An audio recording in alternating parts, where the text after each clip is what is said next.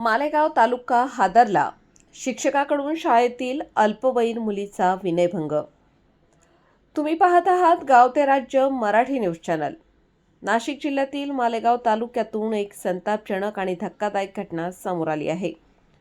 गुरुर ब्रह्मा गुरुर विष्णू गुरुर देव महेश्वरा. आईवडिलांनंतर सर्वात मोठा मान दिला जातो तो शिक्षकांना. याच नराधमाने गैरवर्तन केल्याची गंभीर घटना समोर आली आहे. या प्रकरणी पीडितेच्या तक्रारीवरून मालेगाव तालुका पोलीस ठाण्यात आरोपी राजेंद्र महाजन यांच्याविरुद्ध गुन्हा दाखल करण्यात आला आहे. पोलीस निरीक्षक प्रीतम चौधरी यांनी या घटनेचे गांभीर्य लक्षात घेऊन आरोपी शिक्षकाला तात्काळ अटक केली आहे. या प्रकरणी गुन्हा रजिस्टर नंबर 197/2026 अंतर्गत खालील कलमानुसार गुन्हा दाखल करण्यात आला आहे.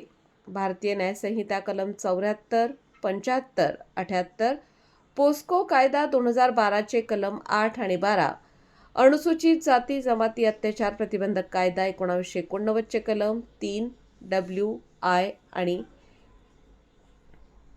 अटक करण्यात आलेल्या आरोपी शिक्षकाला मालेगाव न्यायालयात हजर केले असता न्यायालयाने 5 दिवसांची पोलीस कोठडी सुनावली आहे.